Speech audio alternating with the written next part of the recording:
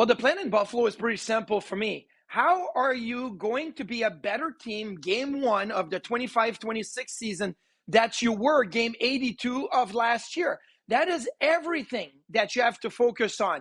And I get it. Trading a player like JJ Peterka at first look is, well, how are you a better team game one next year without JJ Peterka?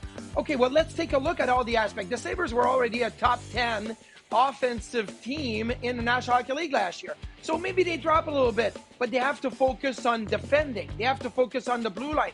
And with JJ Peterka, because he didn't have arbitration rights and maybe was going to, hold out until December to sign a contract. So are you better without JJ Peterka altogether, or to try to get a return on JJ Peterka and fix an area of your team that needs to be figured out, which is the blue line? So they decide to trade JJ Peterka so they can get a big right shot defenseman, something they have not had for a long time, most likely to play with Owen Power, who is a first overall pick and needs a partner right now. So that's how you look at this trade and saying, how are we better in game one than in game 82 last year? Well, now you're fixing your blue line. You still have the Biron situation. And look, the Sabres have 7 defensemen right now, not including Doan Biron in that group. So they can go out and trade him and get a top 6 forward and replace what you had in JJ Peterka.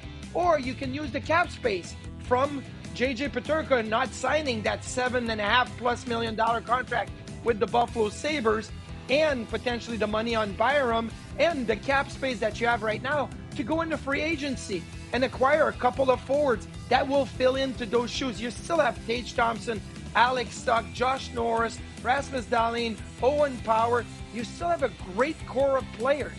But these are players that want to be here and players that have longer-term contract. Alex Stuck needs an extension, but it looks like it's going the right direction. So now, what's the next step? Well, you know what? Fixing the blue line was one. You put a check in there. You're working towards it. Fixing the crease. Figuring out, is Luukkonen your guy? Do you want to add a veteran backup goaltender with him? How do you make sure that defensively you are a much better team game one of next season as opposed to game 82? I think this was a very hard trade to make for the Buffalo Sabres. Obviously, JJ Peterka was drafted, developed, spent a ton of time in the organization.